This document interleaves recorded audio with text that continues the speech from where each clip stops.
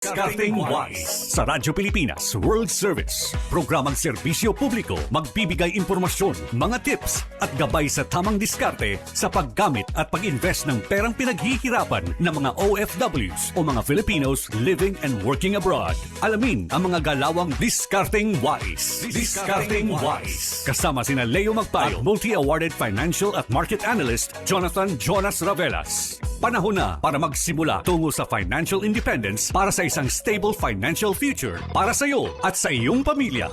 Kaya't halina't samahan natin sila Leo at Jonas sa Diskarteng Wise. Diskarteng Wise. Dito sa Radyo Pilipinas World Service.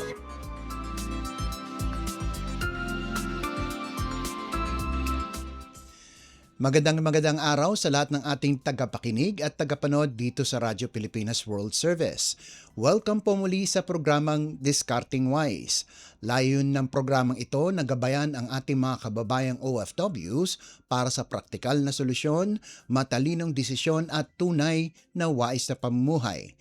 Ako po si Leo Magpayo at kasama natin ang ating financial analyst na si Jonathan Jonas Ravelas. Magandang araw, Jonas.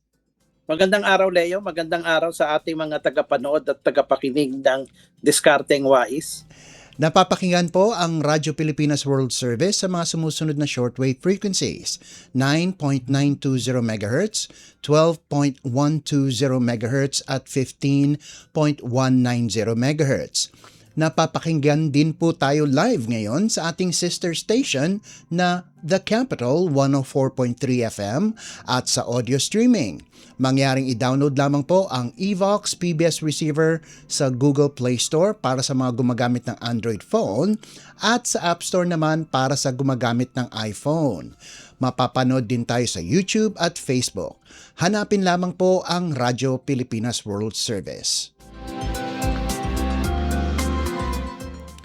At sa ating edisyon ngayong araw, matutunghayan niyo po ang ating balitang pinansyal at pang-ekonomiya kung saan posibleng tapos na ang tightening cycle ng Bangko Sentral na Pilipinas at bumagal ang paglago ng remittances noong Hunyo. Bukod dyan, nakatakdang muling tumaas ang presyo ng langis ngayong linggo. At sa ikalawang bahagi ng ating programa sa ating segmentong Alkansaya, tatalakayin ni Jonas ang Emergency Alkansya. Kaya't simulan na po natin ang ating balitang pinansyal at pang-ekonomiya. Diskarteng Wise sa Radyo Pilipinas World Service. Eto, unahin muna natin, no? Bumagsak sa bagong record low ang Philippine peso laban sa US dollar nitong Miyerkules, halos umabot na sa 62 pesos kada dolyar dahil sa pabago-bagong presyo ng langis at muling tensyon sa Middle East na nagdulot ng pangamba sa merkado at naghatak pababa sa lokal na stock market. Ayon sa datos ng Bankers Association of the Philippines, nagbukas ang piso sa 61 pesos and 85 centavos. Bumagsak sa intraday low na 61 pesos and 995 centavos bago nagsara sa 61 pesos and 815 centavos. Ito na ang pinakamahina mula sa dating record na 61 pesos and 847 centavos noong Hulyo 24, 2026. Nakabawi naman ang piso nitong Huwebes kung saan nagsara ito sa 61 pesos and 67 centavos. Jonas, ano ang inaasahan mong paggalaw ng piso sa mga susunod na linggo? Alam mo, kaya lang naman yan medyo lumakas kasi long weekend. No? Oh, okay. Dahil at lalo na katatapos lang ng sweldo, kaya medyo may mga remittances na pumasok, no? Pero talagang dahil nga meron pa lahat ng tao may alinlangan dahil panibagong problema na naman, no? Dahil paulit-ulit na hindi natutuloy yung peace talks at sabi ni Pangulong Trump wala. Kaya medyo kumbaga dapat masanay tayo dito sa 61-60 hanggang 62 na range. Kasi talagang pabago-bago yung presyo ng langis. Kung merong mga ibang bansa sa Middle East ang makipag-away sa Iran, then magkakaproblema na naman tayo. So Oh. tataas yung langis, Mm-mm. no? Tapos medyo nagbabatya pa ang US Fed o yung parang central bank ng Amerika na Oh. dahil mataas ang level ng kanilang inflation, Mhm. baka magtaas sila ng interest rate. Mm. So, isa yan sa medyo nakakabahala dahil maapektuhan tayo, no? Kaya yung 61, 60, 62, yan ang range natin, no? Hanggat walang bagong pakikipag-away Mm-mm. at hindi nagsasalita yung Fed, Mhm. kung magtataas sila, nandyan lang tayo. Ngayon, kung mangyari na hindi na sila magtataas, then pwede ulit bumaba below 61, 60. Pero yung kumbaga mula ngayon hanggang end of the month, yan ang range natin. Ayun. Okay.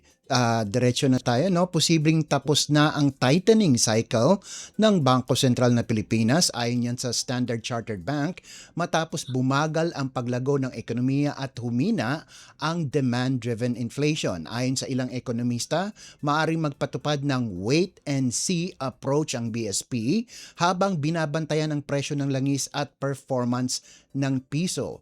Inaasahan ng bangko na walang dagdag na hike ngayong taon at posibleng magsimula ang rate cuts sa kalagitnaan ng 2027. Bumagal sa 2.3% ang GDP growth sa ikalawang quarter, pinakamababa simula pa noong post-pandemic. Dahilan upang ibaba ng Standard Chartered ang full-year forecast sa 3.5% mula 4%. Gayunpaman, nakikita pa rin ng bangko ang pagbangon ng ekonomiya sa ikalawang kalahati ng taon, bagamat nananatiling banta ang volatile oil prices, mataas na food cost dahil sa El Nino at budget dispersal ng gobyerno. Jonas, kung magpatuloy ang mataas na presyo ng pagkain at langis at paghina ng piso, magbabago ba ang posisyon ng BSP?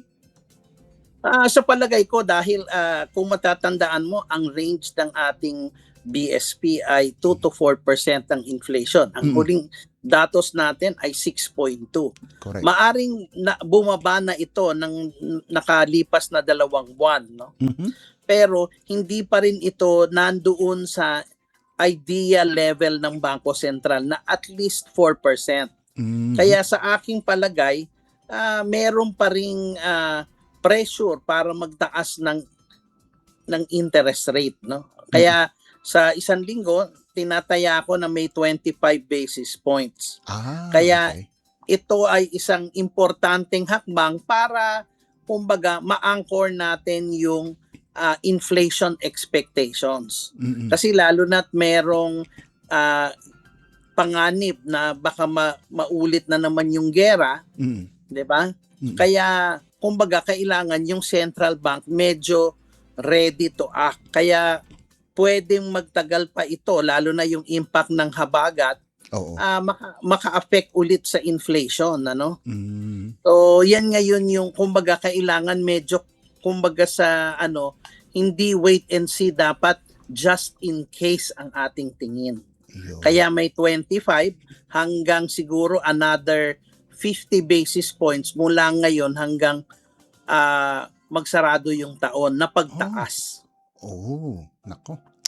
Okay, next story natin. No? Bumagal ang paglago ng remittances noong Hunyo. Ngunit nananatiling pinakamataas ngayong taon ang halaga ng perang ipinadala ng mga OFWs. Ayon sa Bangko Sentral, umabot sa $3.39 billion ang personal remittances, tumaas ng 1.8% kumpara sa nakarang taon, ngunit mas mababa kaysa 2.1% growth noong Mayo at 3.7% noong Hunyo 2025. Samantala, ang cash remittances ay lumago ng 1.7% sa 3.04 billion. Mas mabagal din kumpara sa nakaraang buwan at taon. Sa kabuuan, mula Enero hanggang Hunyo, tumaas ng 2.4% ang personal remittances sa $19.12 billion at gayon din ang cash remittances sa $17.15 billion. Ipinapakita ng datos na bagamat patuloy ang pagtaas, nag-moderate ang growth kumpara sa mga nakaraang taon. Jonas, ano kayang dahilan ng pagbagal ng remittance growth ngayong Hunyo?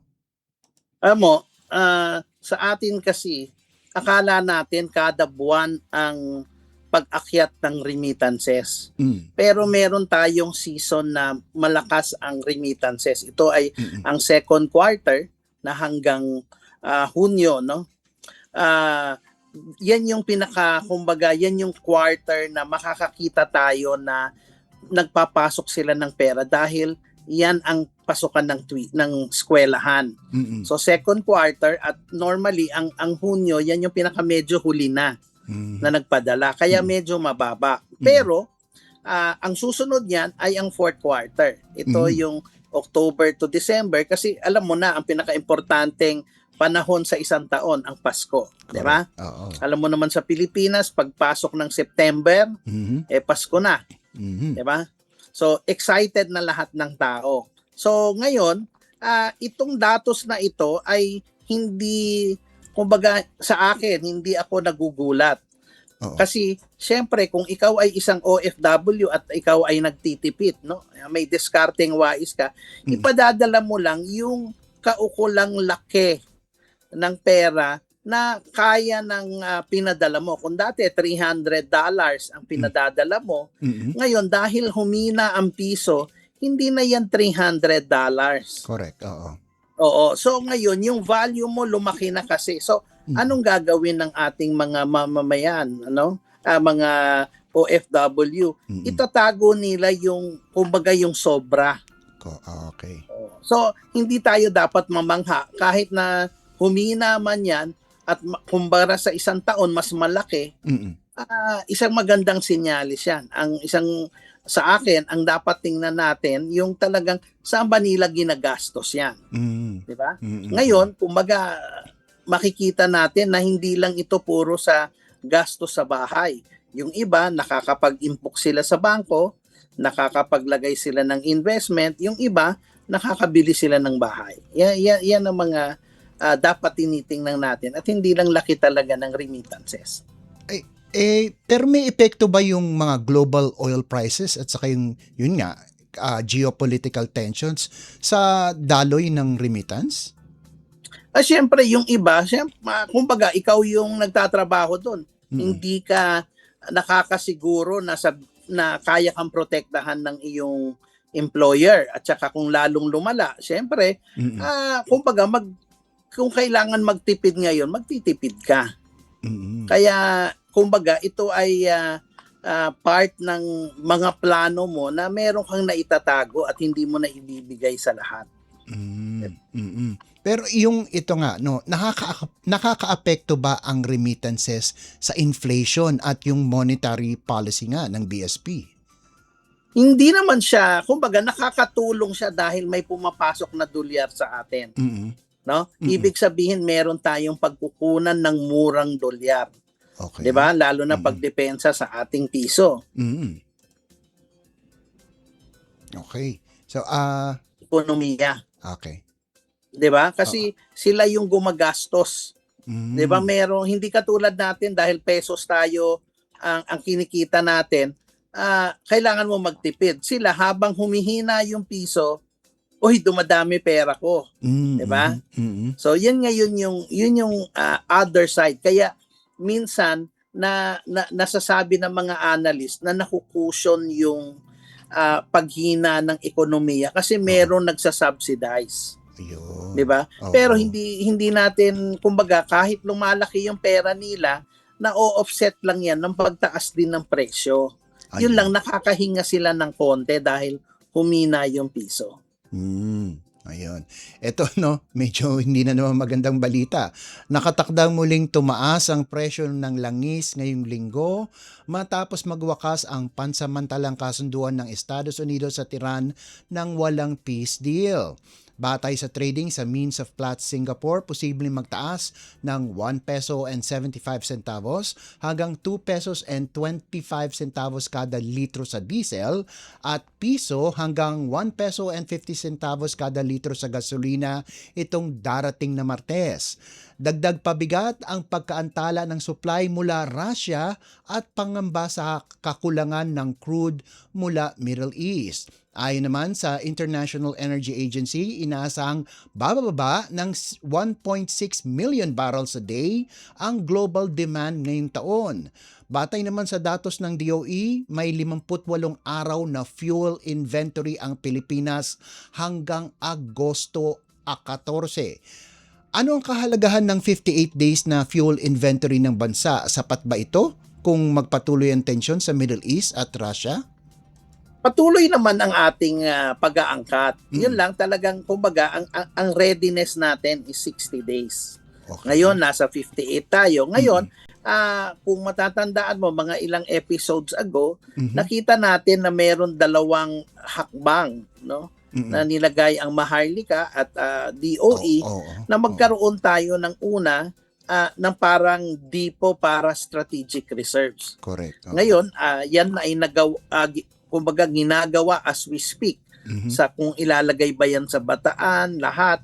And sinasabi, tinataya nila na second half ng 2027, ready na yan. Okay, ngayon, ang magagawa lang natin, kung mag-aangkat pa tayo at kinakailangan, ang Maharlika ay nag-extend ng 15 billion pesos na credit line kay Petron kung kailangan niya na mag-angkat ng langis. So, ang question nga dyan, kaya nga nung unang bahagi ng ating programa, sinasabi ko yung risk ng bagong renewed war. Kasi ngayon, wala nang strategic reserve na magbenta yung mga ibang bansa. Correct. Dahil siyempre protection na nila yan. Pangalawa, kung ano man yung inventaryo na nasa laot, no, yung mga naiwan, hindi nakalabas at nakalabas na, yan ngayon yung kumbaga yan ang bumubuhay sa atin ngayon. Kaya lalong magtagal ito, lalo talaga tayong mahihirapan. Kaya nga 'di ba lagi ko ngang sinasabi na dapat medyo nasa emergency pa rin tayo hangga't may gera. 'Di ba? Recently na-cripple din ng Ukraine yung Russia. So isa pang problema 'yan. No? So tuloy-tuloy pa rin yung tinatawag nating geopolitical risk. Kaya kailangan lagi tayong naghahanda. Kaya maganda yung segmento mamaya, no, yung emergency alkansya, no. Pero bago tayo tumungo sa segmentong 'yan, no. Ito mahalaga rin 'to, umabot na sa higit 1.7 billion pesos ang pinsalang dulot ng mga nagdaang mga bagyong Luis, Maymay at Neneng, pati na rin ang southwest monsoon o habagat sa sektor ng agrikultura. Ayon sa Department of Agriculture, tinatayang 50,277 na magsasaka at mangingisda ang naapektuhan, habang mahigit 40,000 na hectares ng sakahan ang tinamaan ng malakas na ulan at hangin. Pinakamalaking pinsala ang sa palay na umabot sa halos 975 million pesos. Sinundan ito ng high value crops na higit 540 million pesos. Nasira rin ang mais, cassava, livestock, fisheries at ilang pasilidad sa irigasyon at farm structures. Patuloy naman ang assessment at validation ng Department of Agriculture sa mga apektadong reyon upang matukoy ang kabuuang lawak ng pinsala. Jonas, ano ang magiging epekto ng pinsala sa GDP growth forecast ng Pilipinas para sa ikalawang kalahati ng taon? Nako, ito isa pa ring malaking problema natin, ito impact sa agriculture. Kaya nga baka hindi na nga kailangan natin sabihin habagat, baka kailangan na heavy gat. Kasi ang nangyayari dito, nakakadagdag ito sa pagtaas ng presyo. Ngayon, lalo nang nakakasama yan ng business sentiment at saka ng consumer sentiment. So, talagang kaya nga yung iba, kahit hopeful tayo na magpapasko, na ito yung mas magandang parte ng taon, na sana yung second half growth umabot ng at least 3%. Para kahit papano, parang sinasabi na natin na narating na natin yung pinakamababang o ng cycle na ito, no? Yung 2.3%. Pero dahil dito, yun nga, maapektuhan ang pagtaas ng presyo. Kahit na bumaba ng 2 buwan na yung inflation, pero yung tulad ng rice, fish, at saka vegetables, medyo nagpapakita na sila ng pagtaas. Ngayon, dahil dito sa pangyayari ng habagat at itong 3 bagyo, talagang pwedeng yung outlook ng probably ng August na inflation, baka from 6.2 makakita ka ng siguro closer to 6.5 to 6.7. Diyan. Kasi talagang mararamdaman mo agad yan sa presyo. Ngayon, ang pinag-uusapan lang natin dito yung agrikultura, no? Hindi pa natin napag-usapan yung impact ng biglang paghina ng piso at saka pagtaas ng presyo ng langis. No? Kasi nakakadagdag yan, di ba? Mag-i-import ka sa kakulangan mo ng agrikultura, tapos humina pa yung piso, di ba? Tapos tumaas pa yung langis. Talagang yung pagkain, yung gasolina at saka yung pag-transport, yun lahat imported. So, tatamaan na naman tayo. Tapos, dahil nag-angkat ka, may demand na naman sa forex. Kaya parang kumbaga paikot-ikot o vicious cycle itong nangyayari. No? Kaya talagang may pressure yung piso na lumampas ng 62. Yan yung kumbaga kung titingnan natin itong mga epekto ng mga nasabi mong balita, 'di ba? Wala tayong makita talaga na silver lining kahit ngayon medyo walang ulan, nagpakita ang haring araw ng konti, pero parang hindi pa tayo sigurado na talagang buong linggo lalabas siya, 'di ba? May nagbabatsa pang ulan. Meron. So parang katulad ng pangyayari sa ekonomiya, meron pa ring threats to the economy. And ito, yung impact ng climate, itong mga pag-ulan at saka pagbaha. No? Isang naobserbahan ko, yung mga restaurant, kulang sila ng mga supply. Diba? Kasi walang dumating sa kanila dahil naapektuhan sila. So, syempre, nakakasama sa negosyo nila. At yan, para tuloy-tuloy yung negosyo mo, yung iba magde-demand ng mas mataas. Di ba? Ito pa nga, yung balita nga, naging super typhoon na daw. Itong si Saudel napapasok either mamayang gabi or kinabukas na tatawaging obet, no? Tapos papalakasin pa na naman yung habagat. Kaya maghanda-handa muli kayo ngayong linggo hanggang katapusan ng buwan. Ngayon, di ba, napakaraming pinsala. Paano ngayon yung export performance ng Pilipinas? Lalo na yung sa mga pangunahing exports natin, kamukha ng saging at saka mangga. Nako, yan talaga. Yan yung, kumbaga, gumaganda na yung potential dahil humihina ang piso, nagiging maganda sa exporter. Ang kagandahan lang naman, yung mga masasabi ko dito sa saging at saka yung iba na nanggagaling sa Mindanao, hindi sila masyadong napinsala, kumbaga katulad sa atin dito sa Luzon. No? Kahit na meron silang lindol at minsan may occasional na baha, yung areas na meron sila para dito sa saging tsaka sa mangga, medyo kumbaga hindi naman sila ganun naapektuhan. Hindi katulad sa North. Ayun. Lalo na pagdating sa gulay, konting ulan lang talaga sira na. Oo nga. Ang dami nga nasayang no? Ang problema lang natin, mga ilang weeks ago, na nakakapag-export na tayo ng Guimaras mango sa Europa, no?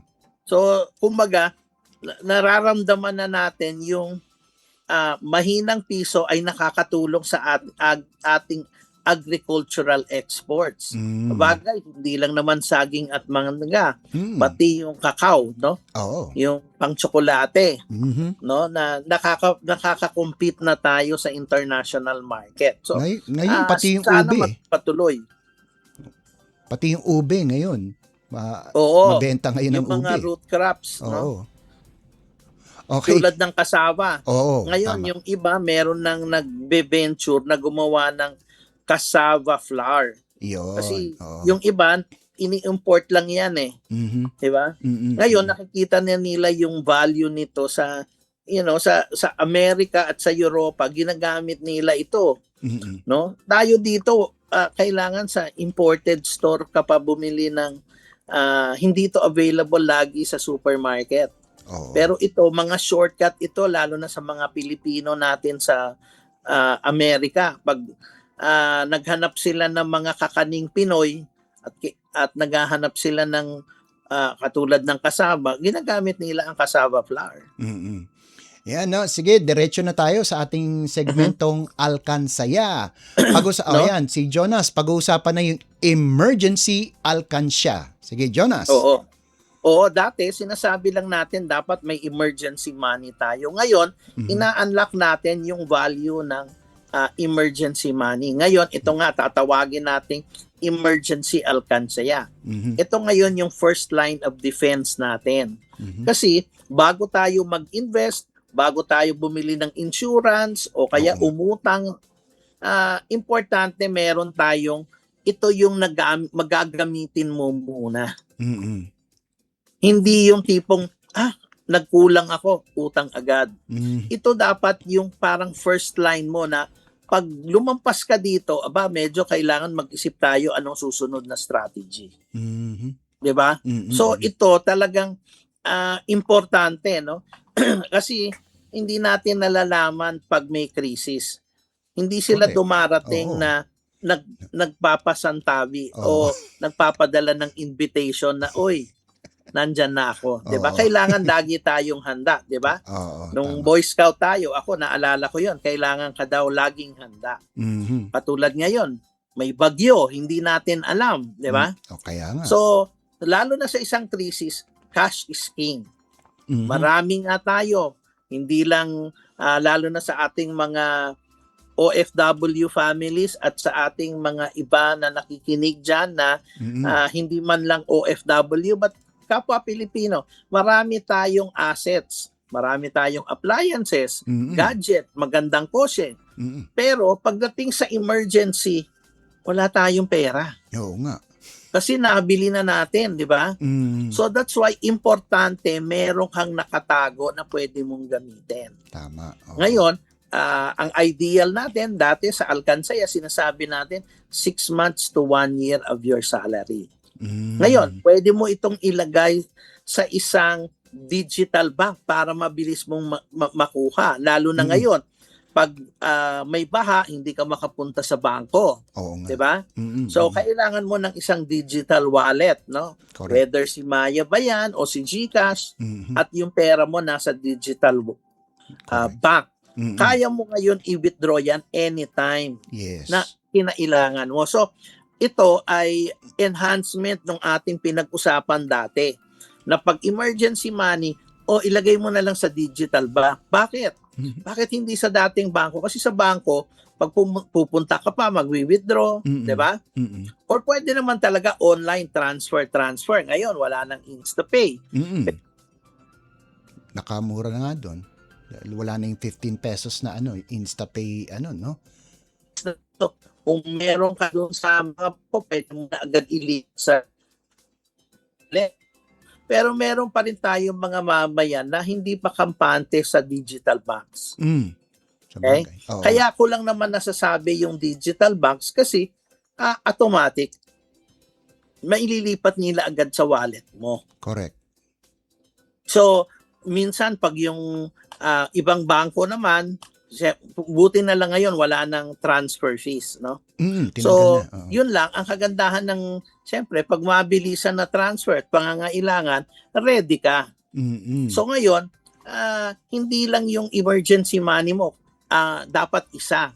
Dapat meron ka ring pwede kang gumawa ng iba-ibang emergency money, Mhm. no? Mm-mm. Kumbaga, meron kang general na emergency money, yun ang una nating sinasuggest. Mm-mm. Pero dahil nga sunod-sunod yung sakuna na nararamdaman natin, baka kailangan natin, lalo na sa ating mga OFWs, dapat meron tayong sudden deployment fund. Anong ibig sabihin nun? Paano yan kung ma-terminate yung kontrata ko? Dapat meron akong nakatago Oo nga. na pag pinabalik ako, Mm. di ba? May panggastos ako. Correct. Oo. Siguro, at least 3 months, makapagtago ka dyan para, kumbaga, may panahon ka mag-isip anong gagawin mo. Okay. Di ba? Mhm. Yung iba naman, syempre, medical emergencies. Yan. Ayan. So maraming rason. Pwede lang naman isang emergency fund, pero importante 'yon. Tama. So kailangan ready tayo sa mga panggastos. Mhm. Kaya yung 6 to 1 year ay importante. Para hindi ka na humiram sa kamag-anak, hindi ka ma-stress, ready agad yan. Yun ang importance ng emergency alkansaya. Mhm. So, pag-uumpisa lang yan, as little as 5,000 o 10,000. Mm-mm. So, you build it 1 month at a time. Hindi yan, maglagak ako ng ganitong pera. Oo. Kumbaga, para walang pressure, mag-create ka lang, dagdag ka lang kung may extra, ito, pang emergency money. Kung kaya mong palaguin, more than 1 year, the better. Mm-mm. Diba? So, yun ang kailangan lang natin gawin. So, para sigurado tayo. And uulitin ko lang, Mm-mm. 80% ng ating kinikita dapat doon sa food, utilities, education. Oo. Kung pwede natin ilagay 10% for alkansaya na emergency Mhm. at yung susunod pang-investment. Yun lang.